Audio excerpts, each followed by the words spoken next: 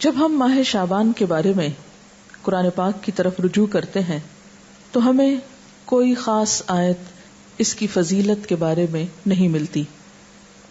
مثلا رمضان المبارک کے بارے میں قرآن پاک میں آتا ہے شہر رمضان الذی انزل فیہ القرآن. رمضان کی ایک رات لیلۃ القدر کے بارے میں بھی آتا ہے کہ لیلۃ القدر خیر من الف شہر. لیکن شعبان کے بارے میں کوئی ایسی آیت نہیں آتی. زیادہ سے زیادہ اس کی فضیلت کے بارے میں جو چیزیں ہم کو معلوم ہوتی ہیں وہ احادیث سے ہیں. احادیث میں ہم دیکھتے ہیں کہ اس مہینے کی جو مخصوص عبادات بتائی گئی ہیں وہ روزے ہیں.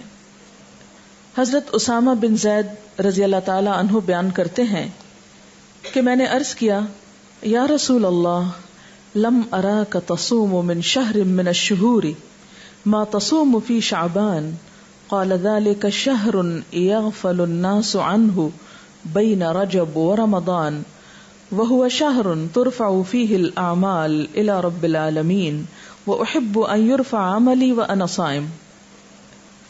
حضرت اسامہ بن زید رضی اللہ تعالی عنہ بیان کرتے ہیں کہ میں نے سوال کیا اے اللہ کے رسول صلی اللہ علیہ وسلم میں آپ کو کسی مہینے میں سوائے رمضان کے اتنے روزے رکھتے ہوئے نہیں دیکھتا جس قدر روزے آپ شعبان میں رکھتے ہیں. آپ نے فرمایا کہ لوگ اس رجب اور رمضان کے درمیان والے مہینے کی فضیلت سے غافل ہیں، حالانکہ اس مہینے میں لوگوں کے اعمال اللہ تعالیٰ کے سامنے پیش کیے جاتے ہیں. میری چاہت یہ ہے کہ میرے اعمال اللہ تعالیٰ کے سامنے میرے روزے کی حالت میں پیش ہوں. یہ روایت جو ابھی میں نے آپ کے سامنے رکھی یہ ابو داؤد اور نسائی کی ہے. ایک اور روایت میں ہے، ترمذی کی روایت میں ہے، حضرت ام سلمہ رضی اللہ تعالی عنہا فرماتی ہیں ما رأیت النبی صلی اللہ علیہ وسلم یصوم شہرین متتابعین الا شعبان و رمضان، کہ میں نے رسول اللہ صلی اللہ علیہ وسلم کو 2 مہینے پے در پے روزے رکھتے ہوئے سوائے شعبان اور رمضان کے نہیں دیکھا. حضرت انس رضی اللہ تعالی عنہ بیان کرتے ہیں کہ رسول اللہ صلی اللہ علیہ وسلم سے یہ دریافت کیا گیا کہ ای الصوم افضل بعد رمضان قال شعبان لتعظیم رمضان قال فای الصدقۃ افضل قال صدقۃ فی رمضان. حضرت انس بیان کرتے ہیں کہ آپ صلی اللہ علیہ وسلم سے پوچھا گیا کس مہینے میں رمضان کے بعد روزہ رکھنا افضل ہے. آپ نے فرمایا شعبان میں، رمضان کی عظمت کے لحاظ سے، یعنی رمضان کی ایک طرح سے تیاری کے طور پر. پھر آپ سے دریافت کیا گیا کس مہینے میں صدقہ کرنا افضل ہے. آپ نے فرمایا رمضان میں. اس کے علاوہ اور احادیث بھی شعبان کی فضیلت کے بارے میں ملتی ہیں، لیکن وہ احادیث ضعیف ہیں اور بعض تو ان میں سے بالکل موضوع ہیں، من گھڑت ہیں، ان کی کوئی بھی حقیقت نہیں. مثال کے طور پر ان میں سے ایک حدیث کچھ یوں ہے کہ آپ صلی اللہ علیہ وسلم نے رات کو کھڑے ہو کر نماز پڑھنا شروع کی جس میں اتنا لمبا سجدہ کیا کہ میں نے یہ خیال کیا کہ آپ کا انتقال ہو گیا. جب میں نے یہ دیکھا تو کھڑی ہو کر حاضر خدمت ہوئی اور آپ کے پیر کے انگوٹھے کو ہلایا تو وہ ہل گیا تو میں سمجھ گئی کہ آپ زندہ ہیں. پھر کان لگا کر جب میں نے سنا تو سجدے میں آپ یہ دعا پڑھ رہے تھے، اے اللہ میں پناہ مانگتا ہوں تیری معافی کے ساتھ تیرے عذاب سے، پناہ چاہتا ہوں تیری خوشنودی کے ذریعے سے تیرے غصے سے، اور میں پناہ چاہتا ہوں تیرے عذاب اور قہر سے، اور تیری معافی کے ذریعے سے تیرے عذاب سے پناہ چاہتا ہوں، اور تو اتنی خوبیوں والا ہے کہ میں ان کو گن نہیں سکتا اور نہ تعریف کر سکتا ہوں. تو ایسا ہی ہے جیسا کہ تو نے اپنی تعریف کی. جب آپ نے سجدے سے سر اٹھایا اور نماز سے فارغ ہوئے تو مجھ سے فرمایا اے عائشہ کیا تم نے یہ خیال کیا ہے کہ اللہ کے رسول صلی اللہ علیہ وسلم تیری خیانت کریں گے اور تیری حق تلفی کر کے غیر کے پاس جائیں گے؟ میں نے عرض کیا یا رسول اللہ خدا کی قسم نہیں، لیکن آپ کے لمبا سجدہ کرنے کی وجہ سے میں نے خیال کیا شاید آپ کا انتقال ہو گیا ہے. پھر آپ نے فرمایا کہ اے عائشہ کیا تم جانتی ہو یہ کون سی رات ہے؟ میں نے عرض کیا اللہ اور اس کے رسول زیادہ جانتے ہیں. آپ نے فرمایا آج شعبان کی 15ویں رات ہے. اس شب میں اللہ تعالیٰ اپنے بندوں کی طرف نظر رحمت سے دیکھتا ہے، معافی چاہنے والوں کو معاف کرتا ہے، رحم چاہنے والوں کو رحم فرماتا ہے اور بغض رکھنے والوں کو ان کے حال پہ چھوڑ دیتا ہے. لیکن اس حدیث کی کوئی بھی اصل نہیں. یہ حدیث جو ہے درست نہیں اور اس پر اعتبار نہیں کیا جا سکتا. اسی طرح ایک اور اسی قسم کی حدیث جو عام طور پر آپ اخباروں میں پڑھیں گے اور بہت تحریروں میں ہائی لائٹ کر کے یہ باتیں لکھی ہوئی آپ کو ملیں گی، لیکن اس حدیث کی بھی کوئی حقیقت نہیں ہے. اور وہ کیا ہے کہ حضرت عائشہ نے بیان کیا کہ رسول اللہ صلی اللہ علیہ وسلم نے فرمایا کہ میرے پاس جبریل تشریف لائے تھے اور فرمایا آج کی رات شعبان کی 15ویں رات ہے. اس رات میں اللہ تعالیٰ قبیلہ کلب کی بکریوں کے بالوں کے شمار کے برابر دوزخ سے لوگوں کو آزاد کرتا ہے. اس رات میں مشرک کی طرف نظر رحمت سے نہیں دیکھتا، نہ کینہ پرور کی طرف دیکھتا ہے، نہ رشتہ کاٹنے والوں کی طرف اور نہ ٹخنے سے نیچے پائجامہ لٹکانے والوں کی طرف، نہ ماں باپ کے نافرمان کی طرف، نہ شراب پینے والے کی طرف. تو اس کی بھی کوئی حقیقت نہیں ہے. یہ بھی بالکل ایک من گھڑت سی حدیث ہے. لیکن چونکہ یہ فضیلت کے باب میں ہے اس لیے عام طور پر لوگ ان کو بے دریغ روایت کرتے رہتے ہیں. اسی طرح ایک اور موضوع حدیث انشاءاللہ علوم الحدیث آپ پڑھیں گے تو آپ کو اس کی پوری ہسٹری بتائی جائے گی. موضوع حدیث ایک اور بھی ہے کہ آپ صلی اللہ علیہ وسلم نے فرمایا جو شخص 15ویں شعبان کی رات میں 100 رکعتیں پڑھتا ہے تو اللہ تعالیٰ اس کی طرف 100 فرشتے بھیجتا ہے. 30 اسے جنت کی خوشخبری دیتے ہیں، 30 اسے آگ کے عذاب سے امن دیتے ہیں اور اسے دنیا کی بلاؤں سے دور رکھتے ہیں، اور 10 اسے شیطان کے دھوکے سے دور رکھتے ہیں. یہ بھی بالکل من گھڑت حدیث ہے اور ناقابل اعتبار. اسی طرح ایک اور روایت بیان کی جاتی ہے کہ شعبان کی 15ویں رات میں جو شخص 12 رکعت نماز پڑھے گا، ہر رکعت میں قل هو اللہ 30 مرتبہ، وہ نہیں مرے گا تا وقت اپنا ٹھکانہ جنت میں نہ دیکھ لے. از اٹ پاسبل کہ کوئی شخص یعنی جنت دنیا میں دیکھ لے؟ کیونکہ حدیث میں آتا ہے کہ وہ ایسی جگہ ہے کہ کسی آنکھ نے اس کو دیکھا ہی نہیں، کوئی دماغ اس کا تصور نہیں کر سکتا، خواب میں بھی کوئی نہیں دیکھ سکتا، تو کہاں یہ کہ وہ دیکھ لے. یہ بالکل من گھڑت سٹوری ہے اور ناقابل اعتبار. اور اس کی سفارش اس کے گھر کے 10 جہنمیوں کے بارے میں قبول کی جائے گی. آپ خود سوچیں ذرا اس کی حقیقت پر کہ ایک شخص ساری زندگی 5 وقت نماز پڑھتا ہے، صدقہ خیرات کرتا ہے، جھوٹ سے بچتا ہے، حرام سے بچتا ہے، اس کے بارے میں تو کوئی ایسی خوشخبری نہیں سنائی گئی. اور کہاں یہ کہ ایک شخص ایک رات میں کھڑے ہو کر ایک رکعت میں 30 دفعہ قل هو اللہ پڑھ لے اور اس کے لیے اتنی بڑی بشارتیں کہ وہ دنیا میں ہی جنت دیکھ لے اور 10 گھر والوں کو بچا لے کہ جن کے بارے میں جہنم کا فیصلہ ہو چکا. یہ بات تو عقل بھی نہیں مانتی، کہاں یہ کہ اس کے اوپر دین کے اعتبار سے کوئی اعتماد کیا جا سکے. پھر اسی طرح ایک اور موضوع حدیث ہے شعبان کی 15ویں تاریخ کا روزہ 120 سال کے روزے کے برابر ہے. یہ بھی مشہور ہے بات اور یہ بالکل جھوٹ بات ہے. یعنی 60 سال گزشتہ زمانے کے اور 60 سال آئندہ کے، اور یہ چیز بھی قابل اعتبار نہیں.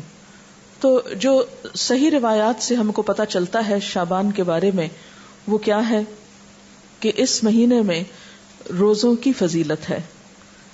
یعنی ایک برکت والا مہینہ ہے، رمضان کی ابتدا ہے، رمضان کی تیاری ہے اور کثرت سے نفلی روزے رکھنے چاہیے. ہاں 15 شعبان کے بعد نفلی روزوں سے بھی روکا گیا ہے تاکہ رمضان کے لیے کمزوری نہ ہو اور رمضان کے روزے چھوٹنے کا اندیشہ نہ ہو.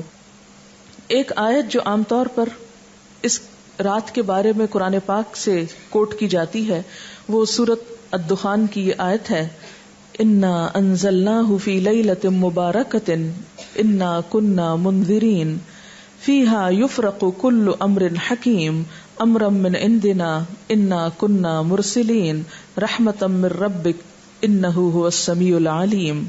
ترجمہ ہے اس کا، بے شک ہم نے اسے برکت والی رات میں اتارا ہے، بے شک ہم خبردار کرنے والے ہیں، اس میں بانٹا جاتا ہے ہر حکمت والا کام ہمارے پاس کے حکم سے، بے شک ہم بھیجنے والے ہیں تمہارے رب کی طرف سے رحمت، بے شک وہی سنتا جانتا ہے.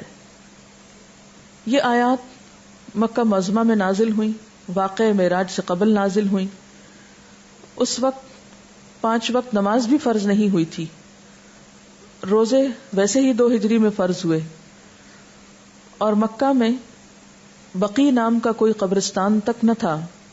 لہذا جو یہ بات مشہور کی گئی کہ اس رات میں فیصلے ہوتے ہیں، اور حضور صلی اللہ علیہ وسلم سے وہ ایک بہت بڑی روایت منسوب ہے کہ آپ صلی اللہ علیہ وسلم بقی والوں کے پاس رات کے وقت گئے اور وہاں پر آپ نے ان کے لیے دعائے مغفرت کی. تو اس کی کوئی بھی حقیقت نہیں ہے. بات یہ ہے کہ یہ آیت کیا بتاتی ہے، اس کی وضاحت دیکھیے. اس میں کیا لکھا ہے.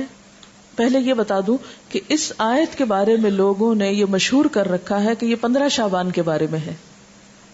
یعنی سورۃ دخان کی یہ آیتیں عام طور پر آپ دیکھیں گے کہ ٹیلی ویژن میں 15ویں شب کو مختلف پروگرامز کے شروع میں کوٹ کی جاتی ہیں، پڑھی جاتی ہیں، اور لوگوں کو اس آیت کے ریفرنس سے یہ بتایا جاتا ہے کہ یہ 15 شعبان ہے.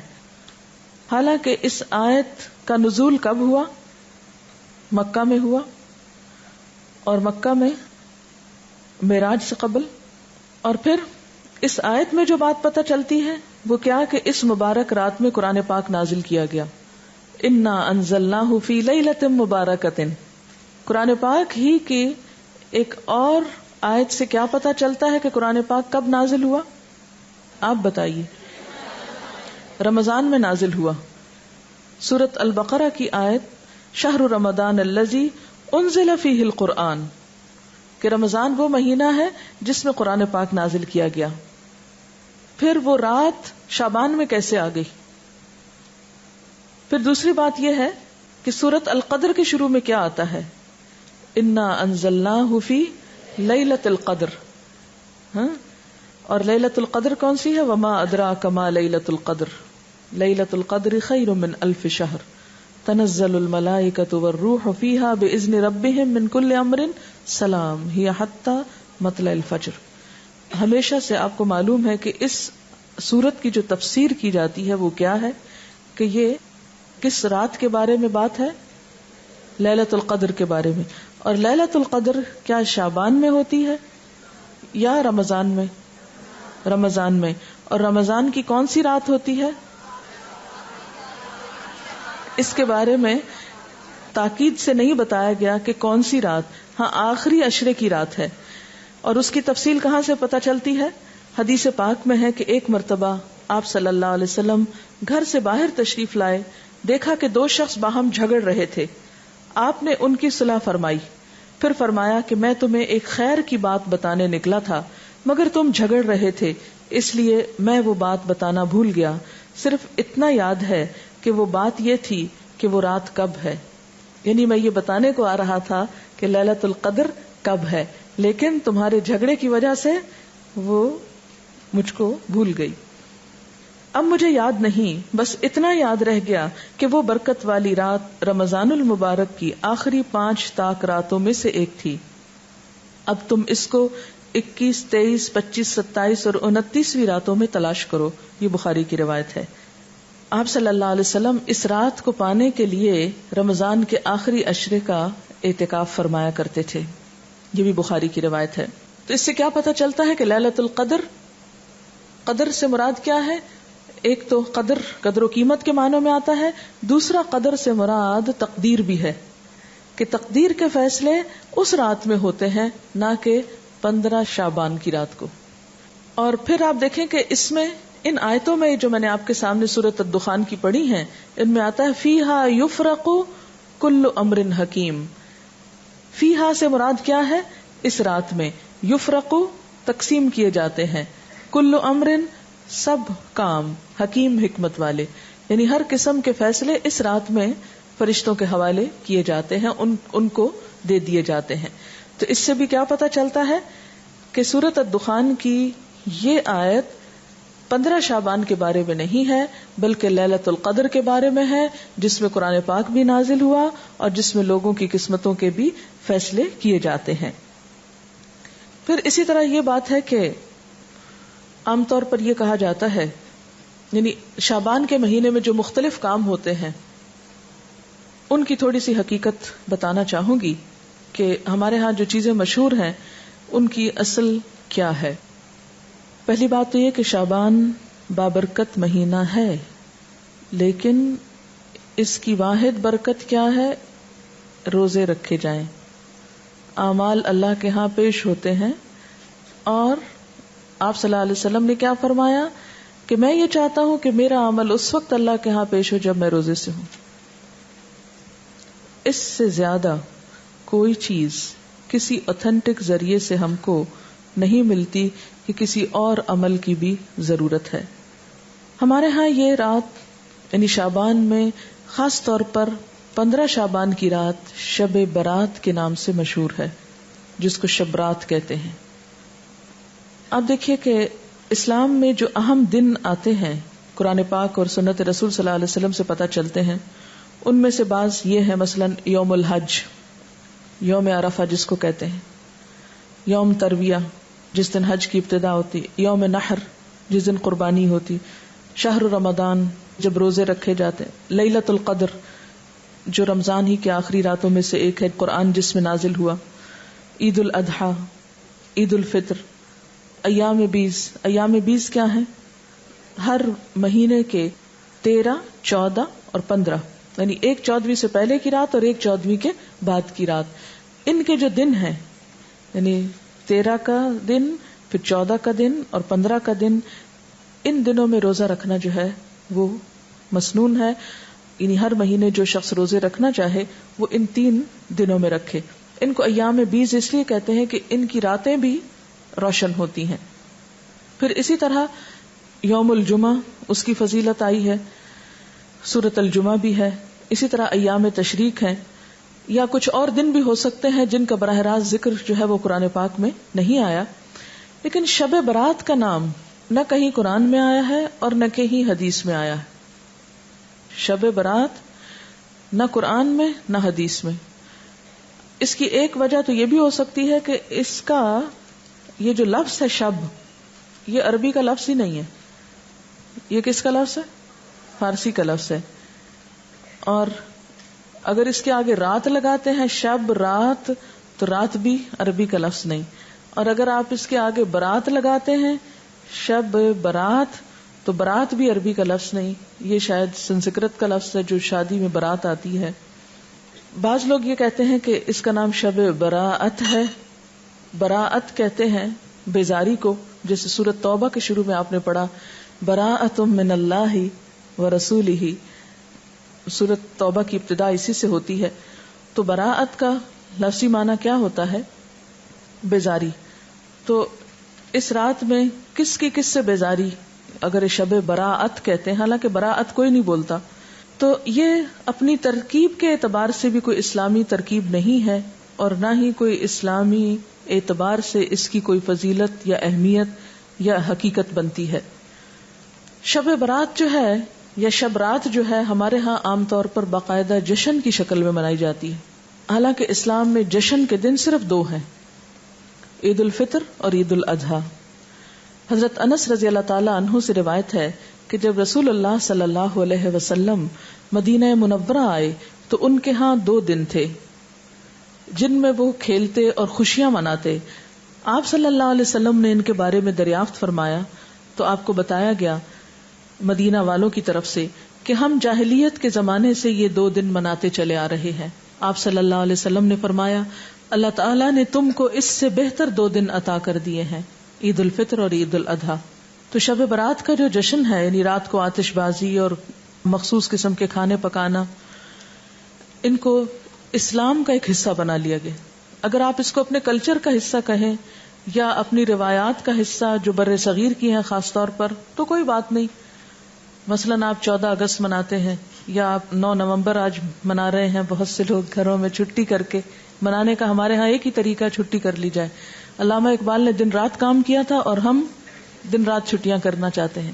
بہرحال تو وہ آپ کا کیا ہے، ایک لوکل کلچر ہے، اس کا اسلام سے کوئی تعلق نہیں، یعنی 9 نومبر کا اسلام سے کوئی تعلق نہیں۔ اسی طرح اگر آپ 15 کو آتش بازی کرتے ہیں یا حلوہ پکاتے ہیں تو وہ آپ کا لوکل کلچر تو ہو سکتا ہے، اس کا اسلام سے کوئی تعلق نہیں، کیونکہ اس کے بارے میں نہ کوئی تعلیم قرآن پاک سے ہم کو ملتی ہے اور نہ ہی نبی صلی اللہ علیہ وسلم کی سنت سے۔ مثلاً اس رات میں کیا ہوتا ہے، حلوہ پکایا جاتا ہے اور دوسروں کو کھلایا جاتا ہے، مردوں کی فاتحہ دلائی جاتی ہے، چراغاں کیا جاتا ہے، کینڈلز وغیرہ لوگ چھتوں پر جلاتے ہیں، اور اب اس کی جگہ دوسری بجلی کی بتیاں بھی جلائی جاتی ہیں، آتش بازی کی جاتی ہے، گھروں میں خاص طور پر رنگ روغن کیا جاتا ہے، صاف کیا جاتا ہے۔ لیکن اگر غور کیا جائے تو ان میں سے کوئی بھی چیز اپنی اصل کے اعتبار سے قرآن اور سنت سے نہیں ہے۔ جہاں تک اس بات کا تعلق ہے کہ حلوہ پکانا، تو آپ دیکھیے کہ اس کے پیچھے یہ کہا جاتا ہے کہ نبی صلی اللہ علیہ وسلم کا دانت مبارک احد میں شہید ہوا تھا، تو آپ کو حلوہ پکا کر کھلایا گیا تھا، تو ہم بھی حلوہ پکاتے ہیں. تو بات یہ تھی کہ آپ نے تو دانت شہید کروایا تھا، ہم نے کتنے دانت اسلام کی راہ میں شہید کرائے ہیں؟ تو اگر دانت ہمارا شہید نہیں ہوا تو حلوہ کھانے کا ہم کو کیا حق ہے؟ دوسری بات یہ کہ آپ کو یہ معلوم ہے کہ جنگ احد شوال میں ہوئی تھی، جنگ احد شوال میں ہوئی تھی، اور ہم حلوہ 15 شب کو کھا رہے ہیں. لہذا اس حلوے کی کوئی بھی اصل نہیں ہے. اس رسم کی کچھ اصل ہندوانہ کلچر میں ملتی ہے. وہ کیا؟ ہندوؤں میں سال میں ایک دفعہ حلوہ پوری پکا کر کبوں کو کھلائی جاتی ہے. یہ ان کی ایک رسم ہے، اور وہ اسے بزرگوں پرکھوں کو کھلانا کہتے ہیں. کیا کہتے ہیں؟ بزرگوں پرکھوں کو کھلانا. شب برات میں عموماً صرف حلوہ نہیں، پوڑی بھی ہوتی ہے جو شاید اسی کلچر سے مشابہت رکھتی ہے. پھر آپ دیکھیے کہ بعض لوگ یہ کہتے ہیں کہ حضرت اویس قرنی نے آپ صلی اللہ علیہ وسلم کی مطابقت میں دانت شہید کیا تھا اور انہوں نے حلوہ کھایا تھا. تو یہ ہے کہ اگر آپ نے ان کی بھی پیروی کرنی ہے تو پھر پوری کیجئے، آدھے حصے کی نہیں. پہلے دانت توڑیے اور اس کے بعد پھر حلوہ کھائیے. لیکن بات یہ ہے کہ آپ صلی اللہ علیہ وسلم سے صرف بیٹھ کر حلوہ کھانے کی کوئی روایت نہیں ملتی. آپ کے گھر میں تو 2 ماہ چولہا نہیں جلتا تھا، صرف کھجور پانی پہ گزارا ہوتا تھا. پھر اسی طرح یہ ہے کہ بعض لوگ شب برات کو مردوں کی عید بھی کہتے ہیں، یعنی عید الفطر تو زندوں کی عید ہے، بعض کے ہاں شب برات مردوں کی عید ہے. ان کا خیال یہ ہے کہ اگر کوئی شخص شبرات سے پہلے مر جائے تو جب تک شبرات میں حلوہ پوری اور چپاتی پر اس کی فاتحہ نہ کی جائے وہ مردوں میں شامل نہیں ہوتا، اور نہ اس کے کنبے میں پہلا تہوار منایا جاتا ہے. یعنی رواج کیا ہے کہ جب کوئی فوت ہو جائے تو پہلا تہوار یہ منایا جائے، پھر اس کے بعد کوئی شادی رکھی جائے یا کوئی اور خوشی کا موقع. تو یہ مردے کی پہلے عید کی جائے پھر اپنی عید. آپ نے دیکھا ہوگا کہ اگر کسی کا کوئی رشتہ دار عید سے پہلے فوت ہو جائے تو وہ عید نہیں مناتی ہے. ہمارے ہاں کتنی عام ہے یہ بات نا. حالانکہ افسوس جو ہے اس کی مدت تو سوائے شوہر کے 3 دن مقرر کی گئی. پھر اسی طرح یہ ہے کہ ان کے ہاں، ہندوؤں کے ہاں اگر کوئی فوت ہو جائے تو یہ پرکھوں کو کھلانے والے واقعے سے پہلے نہ کوئی شادی بیاہ رکھتے ہیں اور نہ ہی کوئی اور خوشی کا موقع.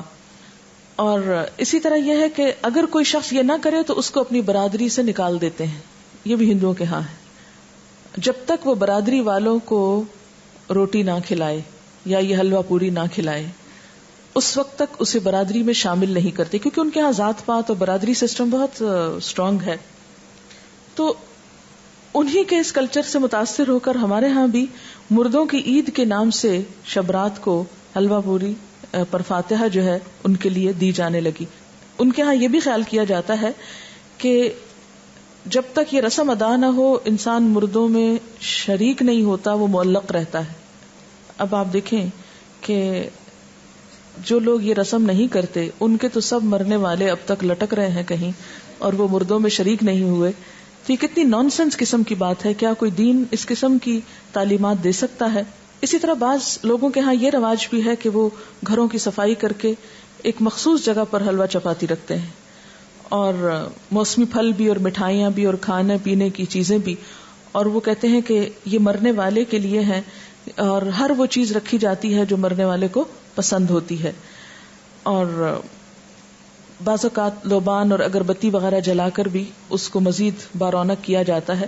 اور بعض لوگوں نے یہ بھی تصور قائم کر رکھا ہے کہ میت کی روح 40 دن تک گھر پر آتی رہتی ہے، اور خصوصاً شبرات کو بھی آتی ہے، یعنی 40 دن تک آنے کے علاوہ شبرات کو بھی آتی ہے.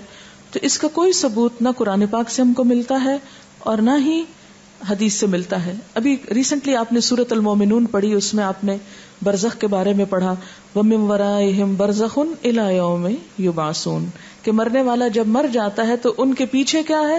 برزخ، پردہ آ گیا. کب تک؟ إِلَى يَوْمِ يُبْعَثُونَ. کہاں اب ان کا آپ کے گھروں میں آنا اور آ کر کھانے پینے کی چیزیں دیکھ کر ترسنا، کیونکہ اب وہ خود تو کھا نہیں سکتے. یعنی یہ کتنے افسوس کی بات ہے کہ ایک روح آ رہی ہے اور آپ اس کے لیے کھانے پینے کی چیزیں رکھ رہے ہیں جو وہ کھا بھی نہیں سکتی. تو تو دین میں اس قسم کے کوئی عمل نہیں ہے کہ جو عقل سے مطابقت نہ رکھتے ہوں. جی یہ پوچھ رہی ہیں کہ وہ سب پھر کھاتا کون ہے. اگر سمجھ بھی لیا جائے کہ وہ سپوز کہ وہ آتے ہیں تو آ کے دیکھ کے چلے جاتے ہیں اور پھر ہم خود بیٹھ کے کھا لیتے ہیں یا اوروں کو کھلا دیتے ہیں. یہ کس قدر شرمناک بات ہے کہ مہمان نے تو کچھ کھایا نہیں اور اپنی موج کر لی ہم نے. اور بعض لوگ اس کی دلیل جو روحوں کے آنے کی کہتے ہیں کہ قرآن پاک میں بھی روح کا لفظ آیا ہے، اور حالانکہ آپ جتنی آیتیں بھی اس ضمن میں پڑھ چکے ہیں وہ حضرت جبریل علیہ السلام کے بارے میں ہے یا وحی کے بارے میں ہے. اور بعض لوگوں کا خیال یہ ہے کہ اگر شب رات کو یہ فاتحہ نہ دلائی جائے تو مردے غمگین واپس جاتے ہیں، اور اگر فاتحہ دلائی جائے تو مردے خوش خوش واپس جاتے ہیں. یہ ہندوانہ سوچ ہے، کیونکہ ہندوؤں کے ہاں روحیں بھٹکتی پھرتی ہیں. انشاءاللہ آپ کو لیٹر آن یہ 3 بڑے مذاہب جو بر صغیر سے متعلق ہیں، ہندوازم اور بدھزم اور سکھوں کے بارے میں انشاءاللہ کچھ لیکچرز دلوائے جائیں گے. یہ ہم آخر میں بالکل کرتے ہیں، اور اس وقت جب آپ قرآن پاک تقریباً پڑھ چکے ہو، تاکہ آپ جب وہ سنیں تو قرآن کو کمپیئر کر سکیں کہ ان باتوں کی تردید قرآن میں کس کس طریقے سے ہوتی ہے. پھر آپ کے اپنے اندر بھی ایک میزان پیدا ہو جاتا ہے نا. اگر ہم ابھی آپ کو سنا دیں تو شاید آپ کو وہ ایک معلومات سے زیادہ کوئی چیز نہ لگے. تو ہندوؤں کے ہاں یہ سمجھا جاتا ہے کہ روحیں بھٹکتی پھرتی ہیں، اور ان کے خیال میں تو بعض اوقات وہ دشمنوں سے انتقام بھی لیتی ہیں، لیکن قرآن پاک سے اور حضور صلی اللہ علیہ وسلم کی سنت سے کہیں ثابت نہیں. آپ صلی اللہ علیہ وسلم نے کبھی نہیں فرمایا کہ آج حضرت خدیجہ کی روح واپس آئی ہے، یا میرے والدین کی روح آئی ہے، یا آپ کے بیٹے جو آپ کی زندگی میں فوت ہو گئے تھے ان میں سے کسی کی روح آئی، یا آپ کے جو عزیز چچا تھے حضرت حمزہ ان کی کوئی روح، یا دیگر کسی کی بھی روح کے بارے میں آپ صلی اللہ علیہ وسلم سے کوئی بھی ایک روایت نہیں ملتی. زیادہ سے زیادہ جو ملتا ہے یہ سورۃ المومنون کی آیت ہے جو کیا بتاتی ہے کہ مرنے والوں کے پیچھے وَمِن وَرَائِهِمْ بَرْزَخٌ إِلَى يَوْمِ يُبْعَثُونَ. اور برزخ کا لفظی معنی کیا ہے؟ پردہ، اوٹ، حجاب، آڑ، کہ اب وہ ادھر نہیں آ سکتے، ہم ادھر نہیں جا سکتے، وہ ادھر نہیں آ سکتے. یہی تو اصل جدائی ہے، ورنہ سینسز ہمارے اندر بھی ہیں اور سینسز ان کے اندر بھی ہیں. موت اس چیز کا نام نہیں کہ سینسز ختم ہو گئے، سینسز ان کے بھی موجود ہیں اور ہم لوگ بھی جیتے جاگتے ہیں. موت آپ یوں سمجھ سکتے ہیں کہ جیسے ایک یہ کمرہ ہے، اس وقت ہم یہاں بیٹھے ہیں، اور ایک ساتھ والا کمرہ ہے، اور ان دونوں کے بیچ میں ایک دیوار ہے. اس کا دروازہ کھلتا ہے تو ایک شخص ادھر چلا جاتا ہے. موت کا بھی یہی ہوتا ہے کہ وہ ایک مخصوص گیٹ کھلتا ہے اور انسان اس دنیا سے رخصت ہو کے دوسری دنیا میں چلا جاتا ہے. موت فنا کا نام نہیں، موت صرف انتقال ہے، ایک جگہ سے دوسری جگہ جانے کا نام ہے. یہاں بھی انسان خوشی غم محسوس کرتا ہے اور برزخ میں بھی انسان خوشی غم محسوس کرتا ہے. دنیا میں خوشی غم کے اسباب اور ہوتے ہیں، برزخ میں خوشی غم کے اسباب انسان کے اعمال ہوتے ہیں. وہاں ان کو خوشیاں ملتی ہیں جو اچھے عمل کر جائیں، یا ان کے پیچھے ان کی اولاد کوئی اچھے کام کرے، یا صدقہ جاریہ کے کچھ کام چھوڑ جائیں تو وہ ان کی خوشیوں کا سبب ہوتے ہیں. جبکہ دنیا میں ہم عام طور پر مال وغیرہ یا لوگوں کے جمع ہونے یا کھانے پینے کی محفلوں میں خوش ہوتے ہیں، جبکہ وہاں پر ایسی نہ کوئی محفل ہے اور نہ ایسے کوئی انتظام ہے اور نہ یہ چیزیں وہاں پر فائدہ دیتی ہیں. جیسے کہ قرآن پاک میں آتا ہے یوم لا ينفع مال ولا بنون الا من اتى الله بقلب سلیم. اس دن نہ مال اور نہ بیٹے کچھ بھی کام نہیں آئے گا سوائے اس کے جو قلب سلیم یعنی سلامت دل لے کر آیا، کہ جس میں صرف اللہ کی ذات جمی ہوئی ہو. اسی طرح یہ ہے کہ ہمارے ہاں چراغاں اور آتش بازی کی جاتی ہے، لائٹننگ کی جاتی ہے. یہ بھی بیسیکلی ایک ہندوانہ رسم ہے، اور اگر ہندوانہ نہ بھی ہو ہمیں اس سے بھی کوئی نہیں کہ کس کی ہے اور کس کی نہیں، اس لیے کہ صرف ہندو نہیں تو دنیا بھر میں اب آتش بازی کے شو جو ہیں وہ دیکھے جا سکتے ہیں.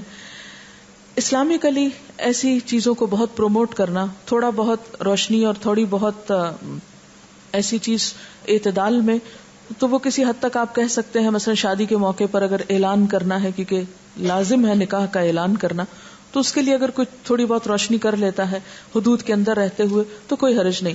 لیکن جس ملک کا حال یہ ہو کہ اس کی فیکٹریاں آدھا دن بند رہتی ہوں صرف اس لیے کہ بجلی نہیں، وہاں ایک رات میں اتنی بجلیاں ضائع کر دینا. اور خصوصاً میں کراچی میں دیکھتی ہوں کہ راتوں کو جو فنکشنز ہوتے ہیں ان میں بے تحاشا بجلی صرف کی جاتی ہے، اور بعض اوقات محض نمائش کے لیے. یہ کس قدر اسراف ہے. دن میں فیکٹریز میں کام کرنے کے لیے بجلی نہیں، اور وہی بجلی ہم محض رات کو دل کی خوشی کے لیے ضائع کر بیٹھتے ہیں. یہ ایک قومی نقصان بھی ہے، اور اللہ کے ہاں بھی اس کی پوچھ ہوگی کہ اتنا اسراف آخر کیوں. ہر چیز اپنی حدود کے اندر ہی اچھی ہے، اور ایک لمیٹڈ ٹائم میں ہی اچھی ہے. اس سے بڑھ جانا جو ہے وہ دنیا اور آخرت دونوں میں نقصان دیتا ہے. اور اسی طرح محض آگ جلا کے ختم کر دینا اور اس پر لاکھوں کروڑوں روپیہ ضائع کر دینا، اور اس کے نتیجے میں جو پولوشن پیدا ہوتی. آپ کو معلوم ہے کہ جب بہت آتش بازی ہوتی ہے، کیونکہ اسلام آباد میں ہر سال شاید 14 اگست کو ہوتی ہے، تو اس روز آپ یقین کیجئے کہ ہم لوگ سانس نہیں لے پاتے. قریبی جو ایک بہت بڑا پارک ہے فاطمہ جناح پارک، تو اس میں ہوتا ہے، اور اس قدر گھروں تک دھواں آ جاتا ہے کہ کھڑکی آپ کھولیں تو آپ کا دم گھٹنے لگتا ہے. کروڑوں روپیہ الگ خرچ ہوا آگ جلانے پہ، اور اس کے بعد جو دھواں بن کے نیچے پورے شہر میں پھیلتا ہے اور کئی بیماریوں کا سبب بنتا ہے. مجھے نہیں سمجھ میں آتا یہ کون سی قومی خدمت ہے. اس سے بہتر ہے کہ ہم کوئی بھی ایسا تعمیری کام کریں اس روز کہ جس سے ہماری قوم تھوڑا آگے جائے دنیاوی اعتبار سے بھی. بہرحال اپنے خون پسینے کی کمائی کو آگ جلا کر اڑا دینے میں اور لوگوں کو اذیت دینے میں اور محض وقتی صرف ایک ایکسائٹمنٹ میں خرچ کر دینا اسلام کی روح سے میل نہیں کھاتا. پھر یہ ہے کہ ہمارے ہاں عام طور پر اس رات کے بارے میں کچھ فضیلتیں منسوب ہیں. مثلاً یہ کہ شب برات میں سالانہ بجٹ تقسیم ہوتا ہے، سال بھر کے امور کا فیصلہ ہوتا ہے، رزق، شادی، اولاد، حج، موت، بیماری، فراخی، تنگی، عزت، ذلت، حادثات، غمی، خوشی. اس رات بعض لوگوں کو مردوں میں لکھ دیا جاتا ہے. تو یہ سب باتیں جو ہے من گھڑت ہیں، ان میں سے کسی ایک چیز کی بھی حقیقت نہیں. یہ سب کچھ لیلۃ القدر تقدیر کی رات میں ہوتا ہے، نہ کہ شعبان کی 15 رات میں. اور اسی طرح بعض روایات میں لوگوں کے ہاں یہ مشہور ہے کہ جس طرح زمین پر مسلمانوں کی 2 عیدیں ہیں، اسی طرح ملائکہ کی 2 عیدیں ہیں، شب برات اور لیلۃ القدر. یہ بھی بالکل من گھڑت بات ہے. اور بعض لوگوں نے یہ روایت بھی گھڑ رکھی ہے کہ جس طرح بارش بادل کے بغیر نہیں برستی، اسی طرح جو شعبان میں گناہوں سے پاک نہ ہو وہ رمضان میں بھی پاک نہیں ہو سکتا. تو یہ بات بھی ایک عقل میں نہ آنے والی بات ہے. پھر اسی طرح یہ کہا جاتا ہے کہ رمضان اللہ کا مہینہ ہے، تو شعبان کو حضور صلی اللہ علیہ وسلم نے اپنا مہینہ کہا ہے. اس کی بھی کوئی حقیقت نہیں. اور بعض روایات میں آتا ہے کہ تمام مہینوں پر شعبان کی فضیلت ایسی ہے جیسی مجھے تمام انبیاء پر. یہ بھی من گھڑت بات ہے. اور شعبان کی 15ویں رات قیام کرو اور دن کو روزہ رکھو، کیونکہ اللہ تعالیٰ اس دن آسمان دنیا پہ تجلی فرما کر کہتا ہے کہ ہے کوئی بخشش مانگنے والا کہ اسے بخش دوں. یہ تو ہر رات میں ہوتا ہے. صحیح حدیث سے کیا پتہ چلتا ہے کہ ہر رات اللہ تعالیٰ آسمان دنیا پہ نزول فرماتے ہیں اور یہی فرماتے ہیں کہ ہے کوئی بخشش مانگنے والا کہ میں اسے بخش دوں، ہے کوئی مصیبت زدہ کہ میں اس کی مصیبت دور کروں. اس کے لیے صرف 15 رات مخصوص نہیں ہے. پھر اسی طرح بعض لوگوں نے یہ بھی مشہور کر رکھا ہے کہ جو شعبان کے 3 روزے رکھتا ہے اس کے سب گناہ معاف ہو جاتے ہیں اور اس کی روزی میں برکت دی جاتی ہے. اور اس کی بھی کوئی حقیقت نہیں ہے. یہ کیسے ہو سکتا ہے سال بھر انسان گناہ کرے اور صرف شعبان کے 3 روزے رکھ کے سب کچھ درست کر لے. اسلام شارٹ کٹ نہیں، اسلام چند ریچولز کی ادائیگی کا نام نہیں. اسلام ایک وے آف لائف ہے، طریقہ زندگی ہے. اس میں اللہ کے حقوق بھی ہیں اور بندوں کے حقوق. یہ کس طرح ہو سکتا ہے کہ ایک شخص دوسروں کے حقوق پہ ڈاکہ ڈالے، کسی کو تانے دے، کسی کی چغلی کرے، کسی کے گھر میں آگ لگوائے، کسی کو ستائے، کسی کو مارے اور حرام خوری کرے، اور پھر اس طرح کے چند کام کر کے، حلوے پکا کے کھا کے اور چند اور ریچولز ادا کر کے یہ سمجھے کہ اس کے دین کی ساری ذمہ داری پوری ہو گئی. ایسی کوئی چیز قرآن کی روح سے تو ہم کو معلوم نہیں ہوتی. پھر اسی طرح یہ ہے کہ بعض لوگ 15 شب کو جاگتے ہیں اور صبح روزہ رکھتے ہیں، اور ان کے نزدیک یہ رات کو جاگنا اور صبح روزہ رکھنا جو ہے یہ سارے گناہوں کی معافی کا ذریعہ ہے. اس کے بارے میں ایسی کوئی بشارت یا کوئی فضیلت کسی صحیح حدیث میں نہیں آئی. ایک ضعیف حدیث میں ایسی چیز ملتی ہے. اس لیے اگر کوئی اپنے شوق سے کسی ایک رات میں جاگنا چاہے تو وہ صرف 15 نہ جاگے، 13 بھی جاگ لے، 14 بھی جاگ لے، یا کوئی اور رات بھی شعبان کی جاگ لے. صرف اسی رات کو مخصوص نہیں کرنا چاہیے. عام طور پر لوگ یہ کہتے ہیں کہ کیا فرق پڑتا ہے، کوئی نیکی کرتا ہے تو کرتا رہے، تو ٹھیک ہے وہ ان کی مرضی، لیکن اگر کوئی یہ سمجھے کہ اس نیکی سے میرے سارے گناہ معاف ہو جائیں گے یا میرے اگلے پچھلے گناہوں کی صفائی ہو جائے گی، تو ایسی کوئی توقع نہیں رکھنی چاہیے. وہ تو یہ بھی ہو سکتا ہے کہ آپ کسی بھی وقت اللہ سے رو کر دعا مانگے تو ہو سکتا ہے پچھلے سارے گناہ معاف ہو جائیں. لیکن اس رات کے بارے میں ایسی کوئی صحیح حدیث جو ہے وہ نہیں ملتی. آپ دیکھیے کہ یہ سب چیزیں بیان کرنے کا مقصد کیا ہے. مقصد یہ نہیں ہے کہ لوگوں کو ایک نیکی سے ہٹایا جائے، مقصد یہ ہے کہ لوگوں کو خود ساختہ بوجھ سے نکالا جائے. جب ہم دین میں کوئی چیز خود ایجاد کرتے ہیں، خود اس کی فضیلت بنا لیتے ہیں، اس کی پابندی کرتے ہیں، تو بسا اوقات ہم اپنے اوپر ناروا بوجھ ڈال لیتے ہیں. یہود و نصارہ کے ہاں اپنے روحانی تزکیے کے لیے کچھ عبادات انہوں نے خود سے خود گھڑ لی تھی جو اللہ کی طرف سے ان پر عائد نہیں تھی. آہستہ آہستہ کیا ہوا، وہ اصل عبادات سے بالکل دور چلے گئے اور خود ساختہ عبادات اپنی گردن پر لاد لی. اور نتیجہ کیا ہوا کہ وہ ایک وقت آیا کہ وہ بالکل دین سے بیگانہ ہو گئے. آج ہمارے معاشرے میں بھی ہم دیکھتے ہیں کہ جو اصل دین ہے اس سے ہم کوسوں دور ہیں. جو کرنے کے کام ہیں وہ ہم کرتے نہیں، اور جو نہیں کرنے کے کام ان کو ہم بہت پابندی سے کرنا شروع ہو گئے ہیں. اس کا نتیجہ کیا نکلا ہے کہ ہم ایسے بوجھ تلے دب گئے ہیں کہ جس نے ہم سے ہمارے فرائض بھی بعض اوقات چھڑا دیے.